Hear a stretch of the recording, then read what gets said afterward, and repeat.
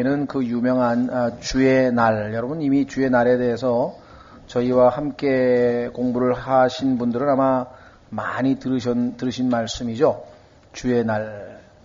이것이 오늘날 좀 오해가 생겨서 우리 한국식으로 얘기하자면요, 우리가 주일이라고 하는 말을 씁니다.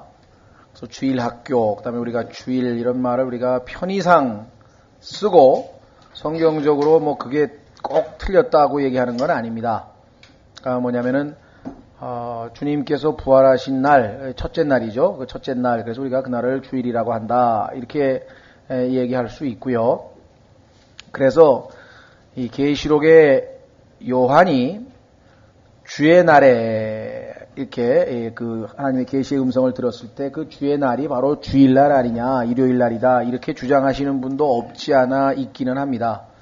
그러나 성경 전체에서 봤을 때 주의 날이라고 하는 것은 예수 그리스도의 재림하시는 날이라고 하는 것이 뿐만 아니라 그 재림 때에는 주님의 몸된 교회는 이미 휴거되고 이 땅에는 이방인 적 그리스도를 수괴로 하는 이방 왕국들이 이미 세워져 있었기 때문에 이것에 대한 철저한 심판, 하나님의 심판의 날이요, 진노의 날이요, 두려움의 날이요, 어둠의 날이요, 전부 부정적인 얘기뿐이에요. 주의 날이라고 하는 것이. 왜냐하면 주님의 몸된 교회는 이미 휴거되고 지상에 남아있는 것이 전부 다 심판의 대상자들이 남아있기 때문에 그렇습니다. 자, 그래서 오늘 이 주의 날에 이집트는 어떻게 될 것인가 라고 하는 그 주제가 바로 이 30장의 내용입니다.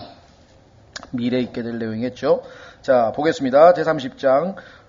자, 주의 말씀이 또 내게 임하니라 이르시되, 사람의 아들아 너는 대언하여 이르기를 주 하나님께서 이같이 말씀하시느니라. 너희는 울부짖으며 말하기를 화 있을진저 그날이여 하라.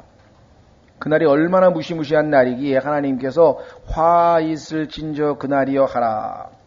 이는 그날이 가깝기 때문이니 곧 주의 날이 가깝기 때문이라. 이 날은 구름 낀 날이요. 자, 보십시오. 전부 부정적인 얘기입니다. 첫 번째 울부짖으라 그랬어요. 그 다음에 화가 있다 그랬어요. 그 다음에 구름이 낀 날이라 그랬어요. 그 다음에 이교도들의 때이리로다. 이교도라고 하는 이 말은요, 성경에서 하나님의 백성인 이스라엘을 제외한 나머지 모든 민족들을 우리가 이방인들이라고 합니다. 그렇죠? 그래서 유대인, 주, 영어로 유대인은 주라 그러고, 그 다음에 이방인들은 젠타일, 이렇게 해서 이방인, 이렇게 얘기합니다. 반면에 이스라엘이라고 하는 민족으로 하나님께서 부를 때는 그 이스라엘과 and nations, 민족들, 이렇게 얘기합니다. 그러니까 이스라엘 이외의 나머지 모든 그 세계의 모든 민족들은 nations, 민족들. 그래서 이게 united nations, 그런 민족들이 다 모여 있는 게 UN이죠. 예. 그 다음에 세 번째는 유대인들은 하나님을 섬기는 거룩한 holy nation이잖아요. 하나님을 섬기는 holy nation. 그렇죠? 그것에 비해서 나머지 모든 이교도들은 하나님 이외의 우상을 섬긴단 말이에요. 성경에 나와 있는 주님 이외의 다른 신을 섬기는 자들. 그래서 이것을 이교도라고 해서 영어로 heathen이라고 했어요. 그러니까 같은 같은 부류를 지칭하는데 정치적인 언급을 하느냐, 민족적인 접근에서 보느냐, 종교적인 접근에서 보냐에 따라서 nations, gentile, heathen이라고 달리 불리울 뿐, 그렇죠? Holy Nation, Israel, Jew 이렇게 달리 불리울 뿐 같은 사람들을 얘기한다라는 것이죠. 여기서 지금 이교도라고 하는 말은 뭐예요? 우상 숭배자들이기 때문에 참 하나님이 아닌 잘못된 신들을 섬기는 자들이란 뜻에서 여기서 이교도라고 정확하게 번역을 한 것이죠. 자, 왜 이교도들의 때입니까? 주님의 몸된 교회는 휴거되고 없으니까 이 땅이 정말 하나님을 모르는 자들, 거부한 자들로 가득 차겠죠. 자, 그래서 이 세상을 예표하는 이집트 위에 칼이 임하겠고, 죽임 당한 자들이 이집트에서 쓰러질 때 그 큰 고통이 이디오피아에 있으리라. 이집트뿐만 아니라 이집트를 옹호하고 이집트 주변 국가에 몰려들어 있던 나라들이죠. 그들이 이집트의 무리를 빼앗아 가며 이집트의 기초를 허물 것이요. 이디오피아와 리비아와 리디아와 모든 섞여 사는 백성들과, 이 섞여 산다고 하는 말이 이 혼혈이라고 하는 의미도 있고요. 민족이 자기 나라 땅이 아닌데 섞여 살죠. 예를 들면 지금 팔레스타인 민족은 요르단 민족과 섞여 삽니다. 요르단이라고 하는 나라에 가면은 팔레스타인 사람이 오히려 더 많아요. 60%고 나머지 40%가 요르단 민족이 돼요. 왜 요르단이라는 나라는 자기 나라 민족보다 더 많은 그 팔레스타인 사람들을 받아들 주었는가? 그건 경제적인 이유 때문에 그렇죠. 그 사람들이 유대인처럼 항상 돈을, 상업을, 장사를 해서, 왜냐면 이 사람은 떠돌아다니고 나라가 없는 민족이니까 현금을 항상 쥐고 다니는 사람들이고, 그래서 경제적인 이유에서 받아주었고, 그 다음에 이집트에서도 좀 받아주고, 여러 나라에서 이제 섞여 사는 무리들이 있죠. 자기 나라에서 못 살고. 자, 그뿐만 아니라 국가 및 동맹을 맺은 땅. 자, 뭐 국가의 이 지명 인칭 명칭은 정확하게 어느 지역이라고 알 수 없지만 이집트를 둘러싼 북아프리카의 여러 지중해 연안 국가들이다 이렇게 생각하시면 되겠고, 동맹을 맺은 땅, 이집트와 동맹을 지금 뭐 아랍 연맹이라고 하는 아주 큰 그 군사 동맹체가 있죠. 리그라고 하는 말, 이 동맹이라고 하는 말은 1차 세계대전이 끝나고 나서 만들었던 국제 연맹이라는 게 있었어요. 지금은 국제연합이라 그러죠. 지금은 이제 United Nations라고 하는데, 그때는 뭐라고 얘기하냐면은 뭡니까? League of Nations라고 그랬죠. 그래서 연맹이란 말 썼어요. 여기 나와 있는 이 단어, League라고 하는 말. 자, 동맹을 맺은 땅의 사람들이 그들과 함께 그 칼에 쓰러지리라. 그래서 이집트와 주변 모든 국가들에 대한 하나님의 철저한 심판. 주께서 이같이 말씀하시느니라. 이집트를 붙들어 주는 자들도 쓰러지겠고 이집트의 교만한 권세도 낮아지리라. 수엔의 망대로부터 시작하여 지금 현재 비록 이집트가 국제사회에서 크게 두각은 나타내지 못하지만 아랍 연맹이라고 하는 아랍 국가들의 동맹체에서는 지도국, 최고 지도자의 역할을 하고 있기 때문에 여기 나와 있는 것처럼 교만한 권세도 낮아지리라. 수엔의 망대로부터 시작하여 그들이 그 안에서 칼에 쓰러지리라. 주 하나님이 말하노라. 자, 여기에서 두 가지 해석이 가능한데요. 칼에 쓰러진다고 했을 때 진짜 칼이냐? 성경에 보니까 예수 그리스도의 입에서 칼이 나오는데 성경에 보니까 그 칼은 말씀의 칼이 아니냐. 뭐 예수님께서 뭐 칼로 직접 그렇게 죽이시기까지 하겠느냐, 말씀의 칼이 아니겠느냐, 말씀으로 멸망시키실 것이다. 뭐 그것도 교리적으로 뭐 크게 틀린 건 아닌 것 같은데, 성경에서 실제적으로 칼로 죽인다고 했을 때는 칼로 죽였거든요. 구약시대에 보면은. 이게 문자적인 해석이 가능한 거예요. 어떤 사람은 아니 지금 뭐 미사일이 왔다 갔다 하고 총이 왔다 갔다 하고 지금 이런 시대에 무슨 칼로 전쟁을 하느냐. 여러분 생각에는 그렇죠. 그러나 여러분 이제 2030년경에 지금 아마에서 늦어도 50년까지면 지금 추세로 가면 30년이죠. 근데 이제 뭐 에너지 보존도 하고 뭐 또 대체 에너지도 만들고 그러면 이제 50년까지 갈지 모르겠는데, 그때 가면은 지상에 이제 더 이상 석유가 없습니다. 다 고갈이 돼요. 자동차고 비행기고 다 특별한 어떤 다른 대책이 나올 때까지는 이제 힘들 것이고요. 그 다음에 1차, 2차 그 성경의 계시록 6장에 나와 있는 전쟁에 의해서 뭐 성경적으로 우리가 성경에 나와 있는 계시록 6장의 전쟁을 이 세상에서 볼 때는 아마 세계에서의 3차 세계대전이 되겠죠. 그때 가면은 엄청난 파괴, 그 다음에 그 자원 고갈, 이래서 그 이후에 있게 될 계시록 19장에 있어서의 마지막 전쟁, 아마겟돈 전쟁 때는 진짜 칼싸움이 되는 게 말 타고, 거기 보면 말 타고 칼싸움 하는 거잖아요. 그렇죠? 실제로 그렇게 될 가능성이, 왜냐하면 더 이상 그 기계를 사용할 수 있는 상황이 아닌 경우가 될 것이다. 3년 동안 가뭄이 들어보세요. 수력 발전이 나오겠어요? 아니면 무슨 뭐 석탄도 다 고갈되고 기름도 다 고갈되고. 기름, 여러분 기름 아시죠? 기름. 교회의 휴거와 더불어서 급격히 기름이 줄어듭니다. 왜냐하면 성경에 보면은 성령께서 기름으로 예표되어 있거든요. 성령이 교회와 더불어 하늘로 올라간다고 하는 것은 이 땅에 기름이 다 떨어진다는 것을 예표하고 있단 말이죠. 그래서 이런 여러 가지 정황으로 봤을 때 마지막 때에 실제적인 어떤 옛날식 칼로 말 타고 하는 전쟁이 있을 것이냐, 그럴 수가 충분히 있다. 그래서 우리는 문자적으로 해석도 가능하다고 말씀을 드립니다. 자, 그래서 7절에 그들이 황폐한 나라들의 한가운데서 황폐하게 될 것이요 그녀의 도시들도 피폐한 도시들의 한가운데에 있게 되리라. 내가 이집트에 불을 놓고 그녀를 돕는 모든 자를 멸할 때에 내가 주인 줄을 그들이 알리라. 불, 여러분들 계시록에서 보면은 반복해서 불, 또 데살로니가 후서, 데살로니가 전서, 마지막 때 예수 그리스도께서 오셨을 때 그 심판의 방법이 불이라고 하는 것을 루차 성경에서 얘기하고 있는 것을 알 수 있겠죠. 자, 그래서 이집트를 돕는 모든 자를 멸하게 됩니다. 그날에 사자들이 나를 떠나 배로 나아가서 염려 없이 지내는 이디오피아 사람들을 두렵게 하리니 이집트의 재앙의 날에 이루어진 것과 같이 그들에게도 큰 고통이 임하리라. 그 까닭은 보라 이것이 임하기 때문이라. 해전도 있는 것 같으네요. 또 하나님께서 이같이 말씀하시니라. 내가 또한 바빌론 왕 느부갓네살의 손으로 이집트의 무리를 끊으리니 그와 함께 있는 백성 곧 민족들 중에서 무서운 자들이 와서 그 땅을 멸할 것이요 그들이 자기 칼을 빼서 이집트를 치고 죽임당한 자들로 그 땅을 채우리라. 어떻게 보면 느부갓네살을 하나님께서 사용하신다는 것으로 봐서 적그리스도를 사용하셔서 이집트를 치셨던 과거의 역사적인 사건과 마찬가지로 이번에도 바벨론의 그 맹주인 적그리스도를 동원해서 이집트를 치시는 것일 수도 있겠습니다. 정확하게 우리가 지금 단정을 지을 수는 없는데요. 마지막 때의 모습이죠.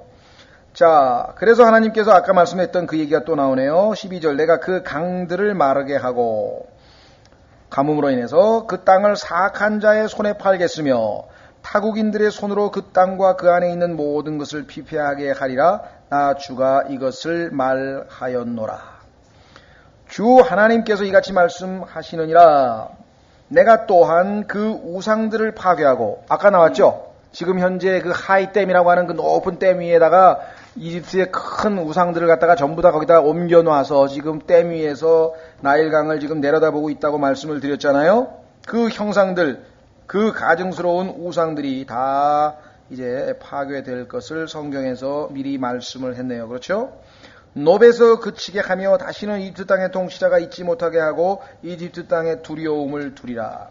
자, 이 노비라고 하는 도시는요, 멤피스라고 하는 도시의 옛 이름입니다. 카이로 남쪽 20km 지점에 있는 나일강 서안에 있었던 그 유명한 고대 도시였는데요. 이때는 3100년, BC 3100년경에 제1왕조 시대의 수도였었고요. 나중에 헬라식의 이름으로 멤피스라고 하는 이름으로 쭉 지금까지 알려져 왔습니다. 문제는 이 도시의 수호신이 누구냐? 아피스라고 하는데 이 아피스는 거룩한 소란 뜻입니다. 거룩한 소.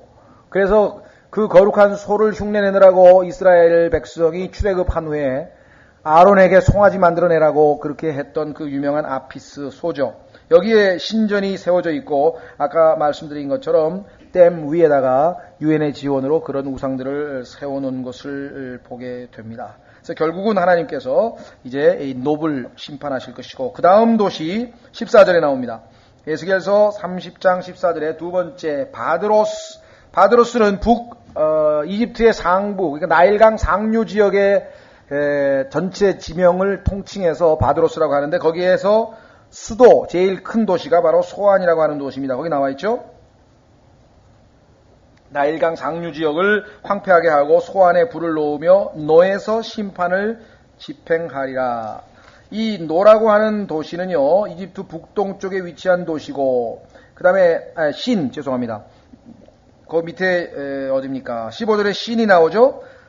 내가 내 경로를 이집트의 기력인 신 위에 쏟고 노의 무리를 끊으리라 했을 때, 신은 북동쪽에 있는 것이고, 노는 남쪽에 있는 도시입니다. 그러니까 이집트의 맨 꼭대기부터 맨 아래까지, 우리로 치면 뭐라 할까요? 뭐, 신우주서부터 뭐, 목포까지, 아니면 저기, 함흥에서부터 저 부산까지, 다 하나님의 심판의 대상이 될 것이라고 광범위하게 전체 다 이집트 전 지역을 언급할 때 우리가 보통 이렇게 얘기를 합니다. 이스라엘의 경우에는 부엘세바에서 하맛까지 이런 표현이 자주 나와요. 그 얘기는 뭐냐면 이스라엘의 남쪽에 있는 부엘세바와 북쪽에 있는 하맛, 그러니까 이스라엘 전체 땅을 얘기할 때 우리도 그렇잖아요. 부산에서 뭐 신우주까지 뭐 이럴 때 한반도 전체를 얘기하는 그런 방식의 표현입니다. 그래서 신 위에 쏟고 노의 무리를 끊으리라. 참 근데 재밌죠? 무슨 놈의 도시 이름이 노예요, 노. 성경에 보니까 하나님에게는 예수 그리스도에게는 예수만 있고 노가 없다 그랬는데 이 노의 이름이 벌써 이름이 뭐 잘못된 것 같죠? 그 다음에 신이 뭐예요? 신, S-I-N이 죄인데 이름이 죄야. 야, 물론 이집트 발음하고 영어 발음하고는 틀리겠지만 그래도 킹제임 성경에 이렇게 노하고 신이 나와 있다고 하는 얘기는 전혀 하나님과는 상관없는 이름이라는 것. 그것도 우리는 인정해야 돼. 왜? 하나님께서는 이 세상에 있는 모든 지명, 인명에도 다 의미가 부여되어 있잖아요. 그렇죠? 그런 것으로 봤을 때 그냥 노가 아니고 그냥 신이 아닌 것 같아요. 자, 그래서 이 두 도시에 대한 심판. 16절 내가 이집트에 불을 놓으리니 신은 큰 고통을 당했고 노는 찢기겠으며 놉은 날마다 공경을 당하리로다. 우리로 치면 서울, 부산, 그 다음에 대구, 대전, 광주, 그냥 제일 큰 도시마다 다 하나님의 심판이 임하겠다. 이렇게 말씀하는 거죠. 여기 또 중간 조금 작은 도시 또 나와 있네요. 아웬과 비베셋의 청년들은 칼에 쓰러지며 이 도시들은 포로가 되리라. 이 아웬이라고 하는 도시는요, 이집트의 태양신을 모신 신전이 있던 유명한 도시인데, 옛날 이름은 아웬인데, 현대적 이름은 뭐냐? 헬리폴리스라 그래요. 헬리폴리스라고 하는, 그러니까 태양신을 섬기는 유명한 신전이 있던 곳이고요. 그 다음에 피페셋이라고 하는 것은 여신의 이름입니다. 그래서 여신을 섬기니 여신은 뭐냐면 고양이들이라는 인데, 고양이라는 여신인데, 고양이. 누군가가 캣 홀릭 해서 고양이에 홀린 사람, 고양이에 쏙 빠진 사람들 해가지고 카톨릭은 고양이에 속한다. 이런 말을 했는데, 어휘로 봐선 재미있어요. 그죠? 캣 홀릭. 참 놀라운 사실은요. 성경에서 고양이는 한 번도 언급이 안 돼요. 이상하죠? 고양이는 성경에서 한 번도 언급이 안 나와요. 참, 그것도 우리가 의미를 억지로 부여하자는 게 아니라 그렇다는 사실이고요. 자, 그 다음 도시네. 내가 드합 느헤스에서 이집트의 멍에들을 꺾을 때 거기서는 또한 날이 어두워지겠고 그녀의 세력의 영화가 그 안에서 그치리라. 그녀로 말하건대 구름이 그녀를 덮을 것이며 그녀의 딸들은 포로가 되리라. 내가 이와 같이 이집트에서 심판을 집행하리니 내가 주인 줄을 그들이 알리라. 이 도시는요, 드합, 발음이 어렵죠. 드합 느헤스라고 하는 것은 이 여왕의 이름을 딴 그 내용인데요. 성경에 보면은 열왕기상 11장에 나오는 그 여왕의 이름과 관련이 있는 것 같아요. 그래서 이집트로 도망을 갔던 이스라엘 사람 중에 나중에 왕이 되는 사람이 하나 있거든요. 그래서 이 왕비, 즉 타판헤스라는 그 여왕이 있는데 그 여왕의 이름을 따서 세워진 도시다 이렇게 알려져 있습니다만은 정확하게는 우리가 알 수 없고, 다만 여기 나와 있는 도시들은 뭘로 유명하겠습니까? 다 우상을 섬기는 큰 신전이 있는 걸로 유명한 도시들이죠. 다. 전부 다 하나님께서 지금으로 치면 로마라든가 저 아테네에 있는 그 아크로폴리스라든가 모든 이런 우상 섬기는 도시들을 하나님이 철저하게 다 심판하실 것이다. 그래서 20절 제11년 1월 곧 그달 7일에 주의 말씀이 내게 임하니라 이르시되 사람의 아들아 내가 이집트 왕 파라오의 팔을 꺾었나니 보라 사람들이 그것을 싸매어 치료하지도 못하며 붕대를 대어 묶지도 못하고 칼을 잡을 만큼 강하게 하지도 못하리라. 그러므로 주 하나님이 이같이 말하노라 보라 내가 이집트 왕 파라오를 대적하노라 내가 그의 두 팔 곧 강한 팔과 꺾인 팔을 꺾어서 칼이 그의 손에서 떨어지게 하겠고 이집트 사람들을 민족들 가운데로 흩으며 여러 나라로 흩어버리리라. 아까 나왔죠? 40년 동안 흩어버렸다가 나중에 이제 돌아와서 미천한 왕국이 된다고. 내가 바벨론의 왕의 두 팔을 강하게 하고 내 칼을 그의 손에 두려니와 파라오의 두 팔은 꺾으리니 그가 바벨론 왕 앞에서 신음하기를 치명적인 상처를 입은 자가 신음하듯 하리라. 치명적인 상처를 입은 자 하면 계시록에 보면 하나 등장하잖아요. 그렇다가 다 나아가지고 기적이 일어났다 그래가지고 전부 적그리스도를 숭배하는 내용이 나오는데 그것과 무관하지는 않은 것 같아요. 맨 마지막 때 이런 엄청난 기적, 죽었다가 살아나는 그 부활을 흉내내는 거짓 그리스도가 있을 것을 성경은 이미 말씀을 했었죠. 그러나 내가 바벨론 왕의 두 팔은 강하게 하고 파라오의 두 팔은 떨어뜨리리라. 내가 내 칼을 바벨론 왕의 손에 두고 그로 하여금 이집트 땅 위에 그것을 내밀게 할 때 내가 주인 줄을 그들이 알리라. 내가 이집트 사람들을 민족들 가운데로 흩으며 여러 나라로 흩어버리니 내가 주인 줄을 그들이 알리라. 이렇게 해서 내용 전체인즉 이집트에 대한 하나님의 철저한 심판이요. 아까 말씀드린 것처럼 울부짖는다, 화 있을진저, 그 다음에 구름 낀 날이다, 그 다음에 이교도의 날이라, 칼, 고통, 살인당한다, 부셔진다, 쓰러진다, 황폐한다, 불, 우상, 심판, 처음부터 끝까지가 주의 날 전부 다 부정적인 얘기만 나와 있습니다. 그러니까 주님이 다시 오신다고 하는 것이 기쁨과 소망이 될 수 있는 사람들은 유일하게 뭐예요? 하나님의 자녀인 그리스도인들 뿐이지, 그 이외의 사람들에게는 재림이라고 하는 것은 엄청난 두려움의 날이요, 공포의 날이요, 진노의 날이요, 정말 끔찍한 날이 아닐 수 없다고 성경은 분명하게 말씀을 하고 있습니다. 자, 그렇게 해서 하나님께서 아까 말씀드린 또 다른 원칙 뭡니까? 느부갓네살 왕을 사용해서 파라오를 치신다. 그러니까 이 땅에서 어느 나라가 망하고 어느 나라가 흥하느냐는 하나님께서 뒤에서 모든 것을 주관하고 계시다고 하는 사실을 우리는 잘 알고 있죠. 그렇죠? 그래서 바벨론의 느부갓네살이 나중에 그 형상에 대한 그 해석, 꿈의 해석과 해석을 듣고 그 다음에 나중에 자기가 짐승이 돼서 나중에 회복이 된 다음에 하나님만이 모든 것의 통치자라고 하는 사실을 고백하잖아요. 그러니까 심판을 받고 한번 뭐예요? 하나님이 어떠하신 분인지를 하나님의 말씀을 통해서, 계시를 통해서 그분을 믿음으로 말미암아 알면 좋은데, 그게 아니고 그렇잖아요. 너 유명한 마이크 타이슨이 와가지고 너 내 주먹이 얼마나 센 줄 아냐? 그러면 내가 이미 다 알고 있다. 당신이 지금 여태까지 권투하는 거 내가 많이 봤단 말이야. 알고 있으니까. 그러면 되는데 당신이 뭐 얼마나 센지 내가 어떻게 알아? 그래? 그럼 내가 한번 알려줄게. 한 방 얻어맞고 나서 그제서야 엄청 세군요. 이게 무슨 비유가 좀 좀 우스꽝스러웠으면 그 꼴이 된 거예요 지금. 그렇죠? 아예 하나님 앞에 하나님이 어떠한 분이신지, 하나님께서 이집트의 파라오를 갖다가 출애굽할 때 10번을 그렇게 징계하시고 뭐 반복해서 봤잖아요. 그러면 당연히 그분의 그 엄청난 권세와 권능과 능력을 인정하고 하나님과 엎드려서 경배를 해야 되는데 쳐다도 안 보고 말이죠. 심지어는 이스라엘 사람들마저도 하나님께 의지하지 않고 이집트의 신들한테 가가지고 이집트한테 가서 손 내밀고 얼마나 하나님의 진노가 일어나겠어요. 여러분 생각해 보세요.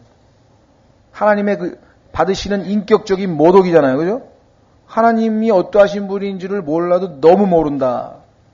하나님이 진노하실 수밖에 없고 이 주의 날이 진노의 날이 될 수밖에 없었던 것은 하나님께서 수천 년 동안을 참고 했는데 끝까지 마음을 완악하게 해서 결국은 하나님의 진노를 야기시키게 폭발시키게 만들었다는 사실, 그것입니다. 바로. 자, 그래서 오늘 이 시간에는 우리가 이 주의 날에 관한 것과 그 다음에 주의 팔에 관한 성경 구절들을 좀 계속해서 좀 찾아보려고 합니다. 자, 우선 요엘서 1장으로 가보겠습니다. 요엘서에 가면 1장, 2장, 3장에 걸쳐서 반복해서 주의 날이에요. 주의 날. 그러니까 여러분 조심하셔야 됩니다. 뭘 조심하셔야 돼요? 사도행전 2장에서 베드로가 요엘서를 인용을 해가지고, 그렇죠? 마치 그 오순절날 요엘서에 나와 있는 예언이 성취된 것으로 사람들이 잘못 해석하고 있다는 거예요. 베드로는 한 번도 지금 그 예언이 지금 성취되었노라 이렇게 얘기한 적이 없어요. 이러한 예언이 있었도다라고 얘기를 했고, 그 예언은 그 당시에 뭐 하늘이 핏빛으로 물들었습니까? 달이 뭐 빛을 잃었습니까? 전혀 그런 일이 없었어요. 그렇죠? 그때 누가 뭐 청년들이 꿈을 꿨습니까? 노인들이 꿈을 꿨습니까? 그런 얘기 전혀 없어요. 결국은 뭐냐면 하나님께서 하신 그 예언이 마지막 때에 대한 건데, 사도행전 그 당시에는 유대인들이 회개해서 예수 그리스도를 메시아로 인정하면 그때에 예수님이 재림할 수도 있었던 과도기 전 상황이기 때문에 그게 언급이 된 거지, 실제로 이루어졌다고 얘기한 게, 이루어지는 거는 뭐예요? 오히려 2000년 연기돼 버렸죠. 그래서 결국은 주의 날은 예수 그리스도의 재림하는 천년 왕국 때 이루어질 것이다. 자, 요엘서 1장으로 가보시면은 반복해서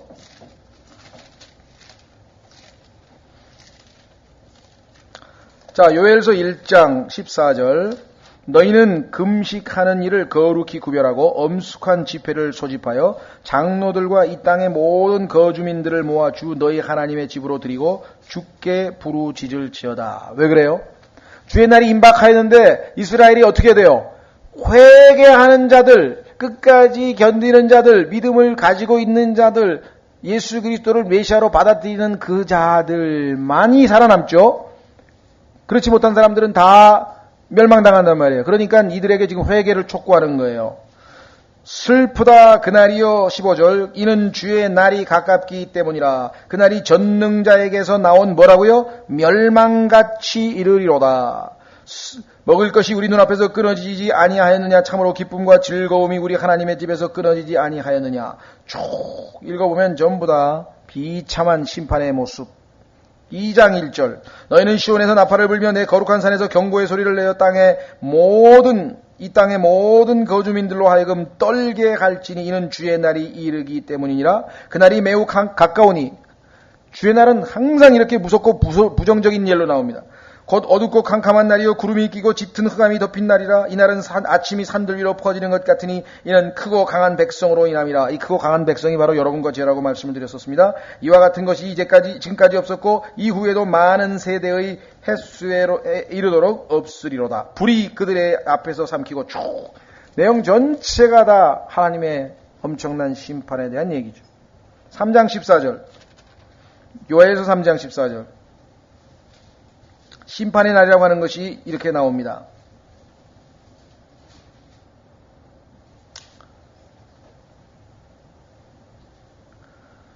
자, 11절 모든 이교도들아 너희는 집결할지어다. 사방에서 함께 모일지어다. 오 주여 주의 강한 자들로 하여금 거기로 내려오게 하옵소서. 이교도들은 깨어서 여호사밧 골짜기로 올라올지어다. 이는 내가 거기에 앉아서 사방의 모든 이교도들을 심판할 것임이라. 이것이 그 유명한 마태복음 25장의 민족들에 대한 심판인데요. 너희는 낫을 대라. 이는 추수할 것이 익었기 때문이로다. 너희는 와서 밟으라. 이는 포도즙틀이 가득 차고. 포도즙틀 기억나시죠? 계시록에 기름진 것이 흘러넘치며 그들의 사악함이 크기 때문이로다. 자 14절 많은 무리로다. 판결 골짜기에 많은 무리가 있으니 이는 판결 골짜기에 주의 날이 가깝기 때문이로다. 해와 달이 어두워지며 별들이 각 자기의 비추던 것을 거두리로다. 자 계속해서 한 장 넘기면은 그 옆에가 아모스서인데요. 아모스서 5장 18절 아모스서 5장 18절 얼마나 중요한 날이면 하나님께서 반복해서 주의 날 하셨는가 한번 보세요. 5장 18절 화 있을진저 주의 날을 사모하는 너희여. 그날이 얼마나 무서운 날인지 뭣도 모르고 화 있을진저 주의 날을 사모하는 너희여. 그날이 너희에게 무슨 의미가 있겠느냐. 주의 날은 어둠이요 빛이 아니니 그것은 마치 사람이 사자를 피해 도망가다가 곰을 만나거나 혹은 집으로 들어가서 손에 벽을 대었다가 뱀에게 물린 것 같도다. 아 이제 환란이 끝나는가 보다 했더니 주의 날이 임해가지고 더 엄청난 진로가 임해버렸단 말이에요. 무슨 말이가 되겠어요? 예. 자 뿐만 아니라 넘기면 오바디아가 있습니다. 아모스가 다음에는 오바디아는 1장밖에 없기 때문에 몇 장 몇 절이라고 안 하고 15절 오바디아 15절 아까 에스겔서와 비교해보면 다 이해가 되죠? 자, 그때 이교도들에 대한 얘기가 여기 나오네요. 이는 주의 날이 모든 이교도들 위에 가까이 이르렀음이라. 내가 행한 대로 내가 받으리니 너에 대한 보응이 내 머리로 돌아가리라. 자, 계속 넘기시면요. 스바냐는 조금 더 넘기셔서 스가랴 학계 바로 전이죠. 스바냐 학계, 스가랴 말라키 이렇게 해서 마지막 구약 성경이 끝나는데요. 스바냐서 1장 7절 스바냐서 1장 7절 너는 주 하나님의 눈앞에서 잠잠할지어다. 이는 주의 날이 가깝기 때문이요 또 주께서 희생물을 예비하시고 자신의 청할 자들을 초대하셨기 때문이니라. 8절 주의 희생의 날에 내가 그 통치자들과 왕의 자녀들과 타국의 의복을 입은 자들을 다 벌하고 또 그날에 문턱을 뛰어넘어 자기 주인의 집에 폭력과 속임수를 가득 채운 자들을 벌하리라. 벌받는 날이. 자 14절 스바냐서 1장 14절 주의 큰 날이 가까이 이르렀도다. 가깝고도 힘이 빠른 것이 있으니 곧 주의 날의 소리로다. 용사가 거기서 비통하게 부르짖으리로다. 그날은 진노의 날이요 고난과 고통의 날이요 피폐함과 황폐함의 날이요 어둡고 캄캄한 날이요. 구름과 짙은 흑암의 날이요. 그렇죠? 자, 이사야서로 갑니다. 이사야서 13장. 셀 수 없이 많은 구절들이 주의 날을 이렇게 묘사하고 있습니다. 얼마나 중요한 날인가. 이날 온 우주의 통치자인 예수 그리스도께서 이 세상을 정복하시고 완전히 장악하시는 그날에 의가, 정의가, 땅에 떨어졌던 정의가 이날 비로소 바로 세워지고 이제 영원토록 의의 왕국과 평강의 왕국이 임하게 될 바로 그날이죠. 자, 그래서 13장 6절, 이사야서 13장 6절, 너희는 울부짖을지니, 아까 똑같죠? 에스겔서에서 울부짖는다는 말이 나왔잖아요. 울부짖을지니 주의 날이 가깝기 때문이라. 그날이 전능자에게서 나온 파멸같이 이르리니. 아까하고 똑같네요. 에스겔서하고. 그런즉 모든 손이 힘을 잃고 모든 사람의 마음이 녹으리라. 여러분 생각해 보십시오. 이 무시무시한 날 마음이 안 녹을 사람이 누가 있겠어요? 마음이 녹아내리네. 그런즉 모든 힘이 손을 잃고 모든 사람의 마음이 녹으리라. 그들이 무서워하고 고통과 슬픔에 사로잡혀 해산하는 여자같이 고통을 받으며 서로를 보고 놀랄 것이며 그들의 얼굴은 불꽃같이 되리로다. 정말 이때는 누구로부터 어디 위로를 받을 수 있는 상황이 아니에요. 인간이 이보다 더 극한 상황, 뭐 요즘 6.25 전쟁 겪으신 분도 많고요. 또 월남전도 가보신 분도 있고, 그 다음에 뭐 이라크 전쟁도 가보신 분도 있고 하지만요. 그거하고는 비교가 안 되는. 예수 그리스도께서 전무후무한, 전에도 없었고 이전에도 없었는 그 전무후무한 그런 전쟁이기 때문에 상상을 초월하는. 보라, 주의 날 곧 진노의 맹렬한 분노로 인한 잔혹한 날이, 오죽하면 잔혹한 날이라고 했습니까? 잔혹한 날. 이르러 그 땅을 황폐하게 하며 그분께서 그 땅에서 죄인들을 멸하시리니. 이는 하늘의 별들과 하늘의 별무리들이 빛을 내지 아니하고. 생각해 보세요. 두렵고 떨리는 막 지금 부들부들 떨고 있는데 해가 또 안 비춰보세요. 해가, 아니 우리는 낮에 갑자기 그냥 천둥번개가 치면서 낮에 낮 12시에 깜깜해질 때가 있잖아요. 막 그럴 때 되면 벌써 막 공포 분위기가 있는데 그게 하루 이틀도 아니고. 자, 달이 자기 빛을 비추지 아니할 것이미로다. 내가 그들의 악으로 인하여 세상을 벌하고 그들의 불법으로 인하여 사악한 자들을 벌할 것이며 교만한 자들의 거만함을 끊고 무서운 자들의 오만함을 낮출 것이며. 하나님의 심판이 얼마나 많은 구절이 성경에 나오는가. 자, 신약으로 가보겠습니다. 이제 데살로니가전서 5장. 데살로니가전서 5장.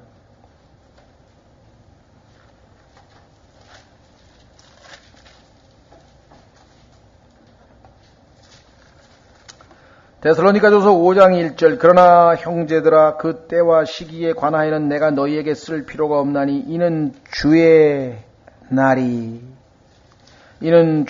밤에 도둑같이 이를 줄을 너희 자신이 완전히 알기 때문이요. 또 사람들이 평화와 안전을 말할 그때. 김대중 대통령도 노벨 평화상을 탔고, 뭐 아웅산 수지 여사도 노벨 평화상을 탔고, 또 우리나라도 김정일 뭐 위원장도 김일성 뭐 장군의 뭐 유훈이 뭐 비핵화 선언이라 그러고, 뭐 또 그냥 사람마다 모이면 평화 안전, 부시도 평화 안전, 노무현도 평화 안전, 모든 사람이. 그래서 이 지구를 평화로운 지구로 만들어낸다. 그런 그 상황에 어떤, 그때 아이벤 여자에게 해산의 고통이 임하는 것 같이 갑작스런 파멸이 그들 위에 임하기 때문이라 그들이 피하지 못하리라. 그렇죠? 자, 그뿐이 아닙니다. 데살로니가 후서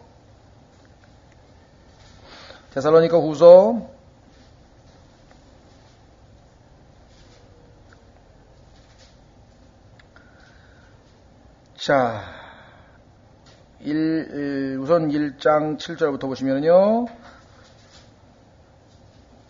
괴로움을 당하는 너희에게는 우리와 함께 안식으로 갚으시는 것이 하나님께는 의로운 일인즉 주 예수님께서 자신의 강력한 천사들과 함께 하늘로부터 나타나실 때. 8절. 하나님을 알지 못하는 자들과 우리 주 예수 그리스도의 복음에 순종하지 않은 자들에게 타오르는 불로 징벌하시리니 이런 자들은 주의 눈앞과 그분의 권능의 영광에서 떠나 영존하는 파멸의 형벌을 받으리로다. 2장 1절. 형제들아, 주 예수 그리스도의 오심과 우리가 그분께로 함께 모이는 것으로 말미암아 이제 우리가 너희에게 간청하노니. 자, 두 가지죠. 예수 그리스도의 오심, 재림이고요. 우리가 그분께로 함께 모이는 것, 휴거입니다. 너희는 영으로나 혹은 말로나 혹은 우리에게서나 받았다는 서신으로나 그리스도의 날이 가까이 이르렀다 해서 쉽게 마음이 흔들리거나 불안해하지 말라. 아무도 어떤 방법으로 너희를 속이지 못하게 하라. 이는 배교하는 일이 일어나고 저 죄의 사람 곧 멸망의 아들이 드러나기 전은 그날이 이르지 아니할 것임이라. 자, 근데 그 사람이 일어나면, 그 멸망의 아들이 나타나면 어떻게 되는가? 8절. 그 뒤에 저 사악한 자가 드러나리니 주께서 자신의 입의 영으로 그를 소멸하시고 친히 오실 때 그 광채로 그를 멸하시리라. 엄청난 일들이 있을 것을 말씀하고 있죠. 마지막으로 베드로후서 3장. 신구약에서 대표적인 구절 몇 개만 지금 찾아봤습니다. 주의 날이 얼마나 많이 반복되고 있는가. 그러니 여러분과 제가 얼마나 답답한 노릇입니까?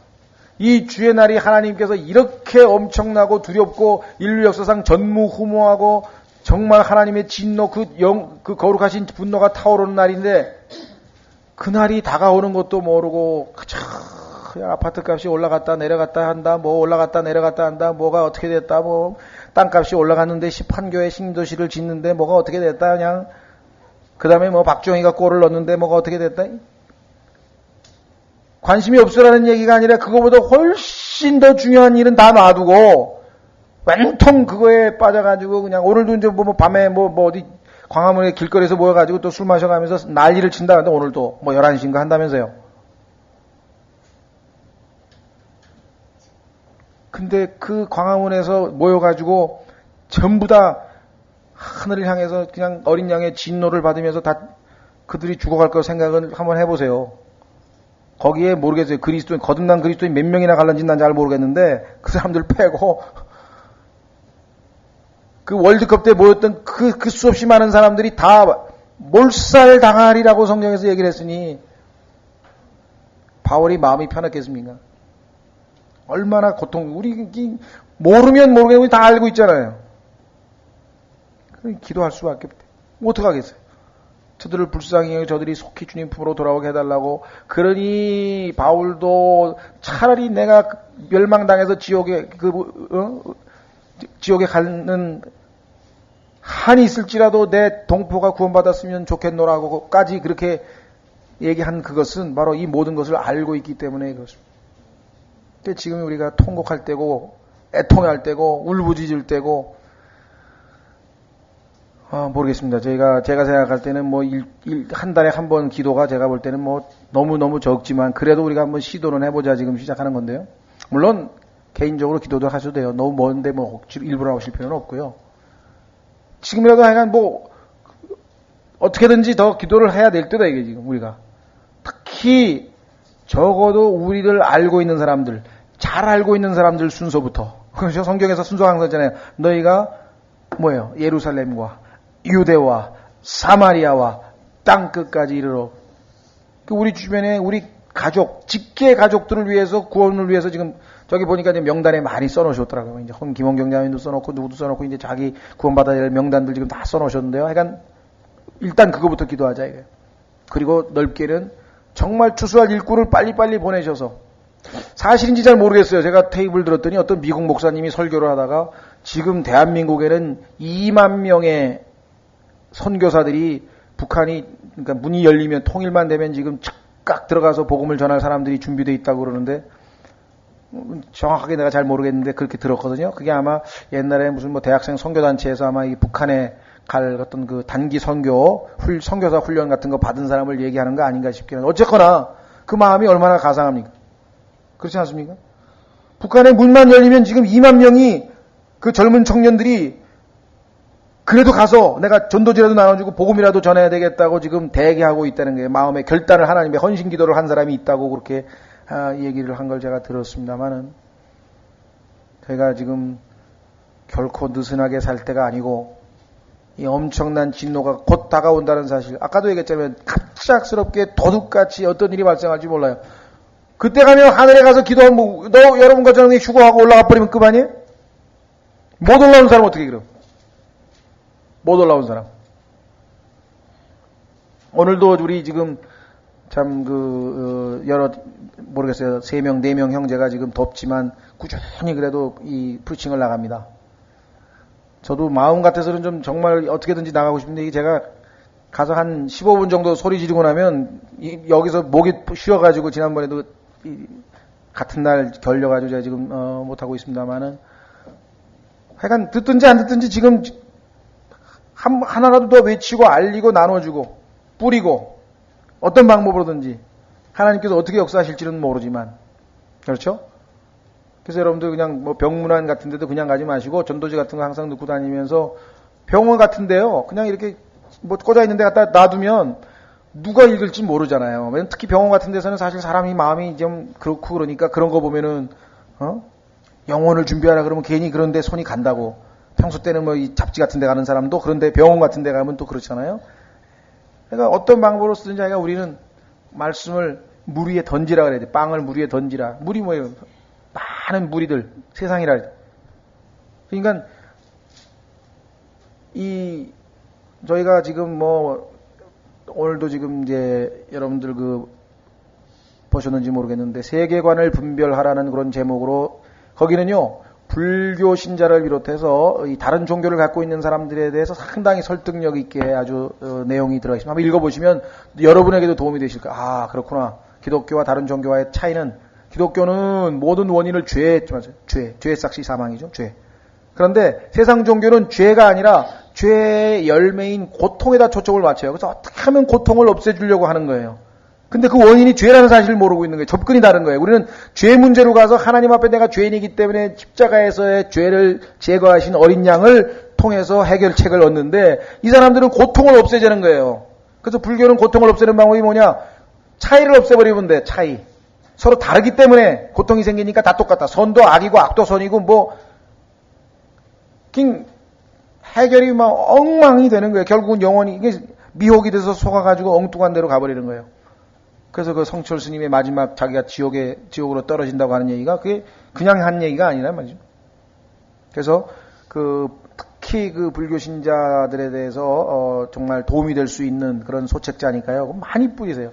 영혼을 준비하라. 저기 잔뜩 났는데 왜 안 없어지죠? 여러분들 주변 사람들 중에서 혹시 세월은 가면 어차피 나는 늙고 죽을지도 모르는데 뭐하러 사나 이런 사람 있을지 있잖아요. 그런 사람에게 영혼을 대비하라는 눈이 번쩍 트이는 거예요. 이게. 죽으면 그만 아니고 뭐 있어 또? 이렇게 되는 거죠. 그래서 그런 데 관심 있는 사람은 영혼을 준비하라. 그 다음에 철학적으로 다른 종교와 기독교 뭔 차이가 있냐 이런 사람들에게는 또 이런 전도지로 그 다음에 또 하늘에 가는 길로 또 지옥에 제발 가지 말라는 제목으로 앞으로 수십 가지 수백 가지를 그냥 또 진화론에 관심 있는 진화론 방법으로 뭐 이런 방법으로 해가지고 계속해서 하나님의 말씀을 publish. 왜? Great are them that publish the word of God. 하나님께서 자신의 말씀을 주셨으니 그 말씀을 publish, 출판해서 선포, 전파, 알리고 막 뿌리고 하는 자들이 위대하도다. 하나님 말씀. 여러분과 제가 전도지 하나 나눠주고 요나서도 나눠줄 수 있고 하여간 주변에 이거 여기 1,000원이네요. 요나서 1,000원. 난 공짜로 주려고 했더니 우리 홍영재 집사 형제님이 1200원가가 1250원 들어갔는데 1,000원씩 회수해서 다음 거 찍어야 된다고 1,000원씩 받자 그래가지고 좀 두꺼우니까요. 나머지 팜플렛은 그냥 가져가시지만 그래서 성령의 열매도요. 그리스도인들이 정말 하나님 기쁘시게 하는 삶이 무엇이구나. 하여간 어떤 이 힘이 빠지고 그냥 축축 처지는 그리스도인들을 그냥 다시 소생시키는 역할을 합니다. 오늘도 지금 전명훈 형제가 울산에서 전화가 왔어요. 지금 내가 무슨 결혼식인가 무슨 일이 있어서 지금 울산에 내려와서 오늘 못 가고 내일 아침 비행기로 가서 교회는 간다 그러면서 성령의 열매 비행기 안에서 읽고 갔는데 그냥 이게 답이라는 거야. 그래서 나 여태까지 딴 거 엉뚱한 것만 읽었구만 그랬는데 엉뚱한 건 아니겠지만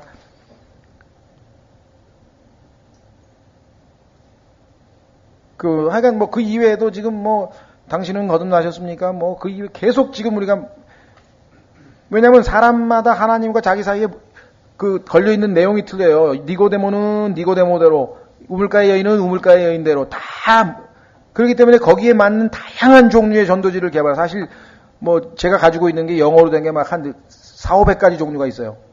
마음 같아서는 그냥 빨리빨리 해가지고 그냥 팍팍 찍어가지고 했으면 좋겠는데 욕심대로 되는 건 아니고 읽어보고 우리나라 사람들에게 좀 어필할 수 있는 것들 기도하고 지혜롭게 그 중에서 이렇게 뽑아서 지금 하고 있습니다만은 자, 그래서 정말 이 상황이 자, 베드로후서 한 구절 찾아야 되겠네요. 베드로후서를 읽으면 더 심각합니다.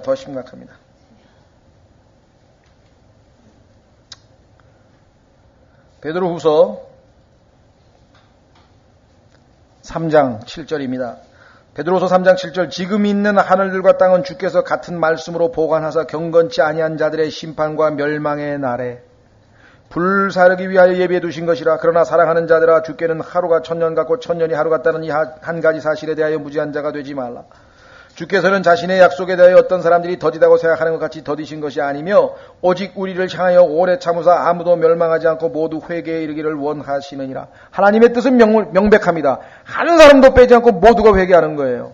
그러나 그 하나님의 뜻을 거부하고 회개 안 하려고 끝까지 버티려고 끝까지 안 믿으려고 하는 사람이 있을 뿐. 칼빈주의자들이 얘기하는 것처럼 지옥에 갈 사람, 하늘나라에 갈 사람 이미 다 정해져 있다. 그건 정말로 잘못된 기술이죠. 그러나 문제는 뭐예요? 다 회개를 안 해. 하나님의 뜻을 다 따르는 게 아니기 때문에. 그러나 주의 날이 밤에 도둑같이 오리니 그날에는 하늘들이 큰 소리와 함께 사라지고 원소들이 뜨거운 열에 녹으며 땅과 그 안에 있는 일들도 불태워지리라. 이 모든 것이 이렇게 해체될 진데 너희가 어떤 사람이 되어야 마땅하겠느냐. 모든 거룩한 행실과 경건함 가운데 하나님의 날이 오기를 기다리고 서두르라. 그날에 하늘들이 불이 붙어 해체되고 원소들도 뜨거운 열로 녹으려니와. 자, 여기서는요, 교리적으로 보자면 주의 날과 하나님의 날이 사실은 1000년 기간이 띄어져 있어요. 1000년이. 그런데 1000년이 하나님께는 뭐예요? 하루 같다 그랬잖아요. 그래서 이게 같은 날로 지금 해서 두 개가 겹쳐 있기 때문에 이상하다. 1000년 왕국 끝난 다음에 그때 가서 하늘과 불탈 텐데 왜 여기서 재림 때 불탄다고 했을까? 그게 지금 여기 나왔잖아요. 1000년이 하나님 보시기에는 같은 날 하루로 쳐서 지금 가로 안에 있는 거 생략하고 지금 동시에 일어난 것처럼 묘사를 한 거예요. 그렇죠? 예. 자, 그래서 이제 주의 날에 대해서는 충분히 찾았고요. 마지막으로 팔을 꺾는다 그랬는데 이 팔에 대한 성경 구절을 몇 구절 찾고 오늘 마치겠습니다. 자, 여러분들 팔이라고 하는 단어가 영어의 ARM이에요. arm. 그런데요, arm이라고 하는 단어는 또 무슨 뜻이 있습니까? 무기라는 뜻이 있어요. 무기. 그래서 ARM에다가 arms 그러면 무기들이에요. 무기들. ARM에다가 Y자 붙이면 army 그러면 군대가 되어버려요.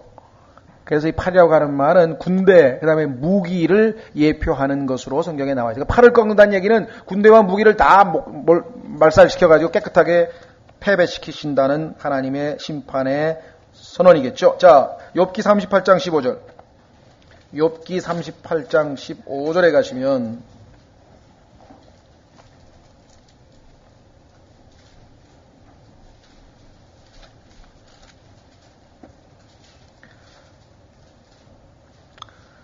욥기 38장 15절 사악한 자들에게는 그들을 비추던 빛이 차단되고 높이 든 팔은 꺾이느니라. 사악한 자들, 하나님을 대적하는 자들은 높이 든 팔이 꺾인다 그랬죠. 자, 그 다음에 그 유명한 스가랴서 11장. 스가랴서 함께 공부했었죠, 저희. 스가랴서 11장에 보면은 적그리스도의 그 팔이, 오른팔이. 자, 스가랴서 11장 17절. 여러분들 성경이 얼마나 정확하냐면요. 한번 보세요. 스가랴서 11장 17절.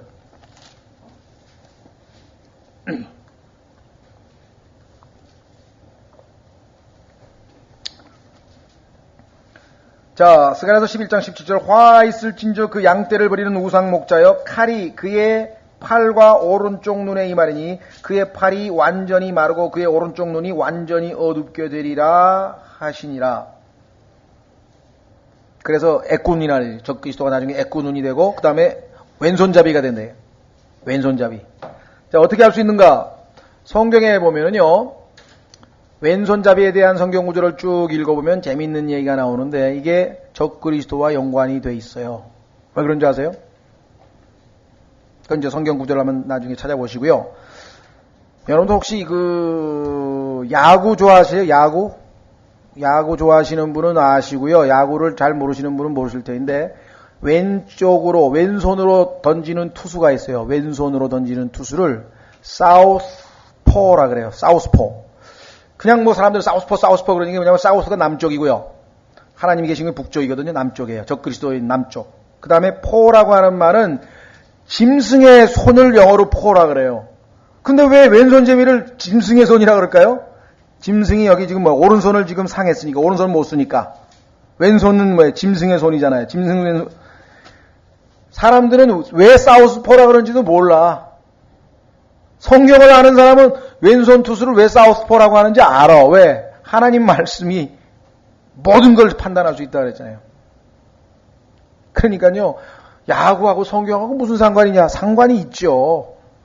야구에서 사인이나 피치하고 캐치하고 사인 주고받잖아요. 사인. 하나님께서도 이스라엘 백성하고 사인을 주고받는다고. 사인. 거기서 나온 거예요. 성경에서 나온 거죠. 그렇죠? 왼손 투수가 왜 사우스포라 그래요? 성경에 보니까 적그리스도가 오른팔을 상해가지고 왼손밖에 쓸 수 없어. 외구눈에다가 왼손하고 왼눈밖에 사용하지 못해. 나중에. 그래서 짐승의 손에 남쪽 그 다음에 짐승의 손이 합쳐서 왼손 투수를 사우스포라고. 그 이외에도 일상생활의 미국의 그 영어의 표현들 중에 보면은요, 전부 킹제임스 성경으로 해석을 해야 무슨 뜻인지 알 수 있는 표현들이 엄청나게 많아요. 자기도 모르는 가운데. 왜? 하나님께서 뭐라 그러는지 아세요? 여러분들 로마서 펴보세요. 이게 성경이 어떤 책이냐? 로마서 보면요, 하나님께서 사람의 입에다가 하나님의 말씀을 놓으셨다 그랬어요. 하나님의 말씀 어떤 거? 사우스포. 예? 자, 플라이트 넘버라 그러죠? 플라이트라고 하는 말 뭐예요? 도피한단 말인데 비행기 타는 거 플라이트 넘버 그러죠? Fashion of the world. 이 세상에 패션이 사라져 나간다. High degree. 높은 학위를 가진 자는 거짓말장이라. 그러니까 하나님께서 이 세상 사람들이 박사하기 때문에 다 거짓말할 줄을 다 아시는 거예요. 얼마나 둘러대는지. 그렇죠? 자, 로마서 10장 보세요. 로마서 10장 8절 보세요. 로마서 10장 8절. 그러나 그것이 무엇을 말하느냐? 자, 그 말씀이 내게 가까워 내 입에 있으며 내 마음에 있다 하였으니. 이 세상 사람들이 하나님도 믿지 않냐고 성경도 모르는 사람들이 자기도 모르게 하나님의 말씀을 사용하는 게 얼마나 많아요. 이 천벌을 받아 죽을 놈. 뭐 천벌이 어디야? 성경에 보니까 하나님이 하늘로부터 버리네. 하나님의 진노가 로마서 1장에 보니까 임한다고 돼 있단 말이에요. 일반적으로 사용하는 사람들이잖아요. 우리가 사용하는 말 중에 자기도 모르게 하나님의 말씀이 입에 가까워가지고 실컷 하나님 말씀을 사용을 했는데, 문제는 뭐야? 하나님 말씀은 사용만 했지 믿지를 않은 거야. 지옥에 가라 이놈아. 그 지옥을 믿어. 자기도 그 지옥에 가라는 말을 했어. 욕을 했어. 근데 에이, 지옥이 있기는 뭐가 있어. 이게 믿지를 않아. 희한하죠? 그런 게 막 우리말은 좀 덜하지만요, 이 영어권에 가면 막 수두룩해요. 알고 보니까 다 성경에서 나온 말이야. 다 성경에서 나온 말이야. 그 중에 하나, 오늘 재밌는 것. 자, 오른쪽 팔. 자, 열왕기 사항에 보니까 또 있네요. 열왕기 사항에 또, 열왕기 사항 13장 4절에 보시면은요, 오른쪽 손이 말라붙은 왕 하나 나타나네요. 그 왼손잡이밖에 될 수 있겠어요? 오른팔이 말라붙었으니? 여러분들 왜 원효대사가 그 뭡니까 사람 해골에다가 들어있는 물을 먹은 줄 아세요? 해골을 사람들이 숭배하기 때문에 그러는데 예수님께서 죽으신 장소가 해골의 장소란 것이고요. 예? 해골 왜 그러지 아세요? 적그리스도가 나중에 이 그죠? 머리를 상해가지고 치명적으로 죽잖아요. 그죠? 이 세상에서 이해 안 되는 모든 것. 사실은 이번 주에 제가 이 설교를 요즘에 하도 꿈 얘기를 많이 해가지고 성경에서 꿈은 하나님 말씀하시는 꿈이 뭐고 그 꿈에 대해서 좀 정확하게 얘기하려고 그랬는데, 다음 기회로 좀 미뤄놔서 지금 설교는 준비해놨는데, 더 중요한 내 마음에 부담되는 다른 설교가 있어서 지금 제가 바꿔놨는데, 꿈 점쟁이한테, 해몽가한테 갈 필요 없어요. 꿈 해석하시면 성경이에요. 해석자는 하나님이시라니까요, 하나님. 네?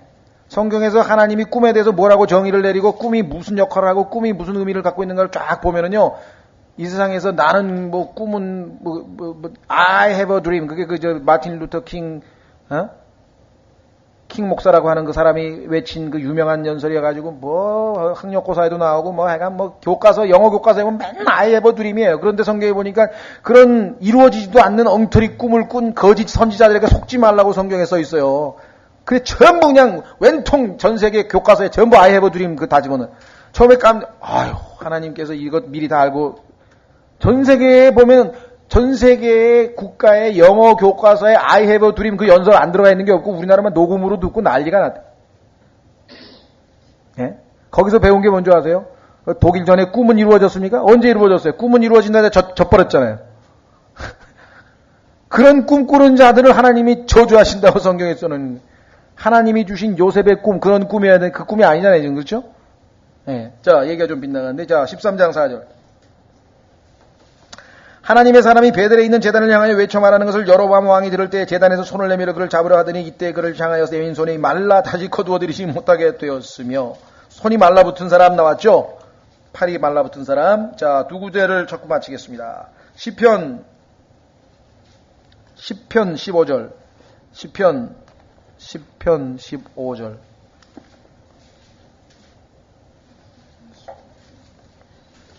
하나님께서 팔을 꺾어버린다. 시편 15절 사악한 자와 악한 사람의 팔을 꺾으소서. 적그리스도를 예표하고 있는 인물인데 그의 사악함을 찾을 수 없을 때까지 찾으소서. 시편 15절. 에? 시편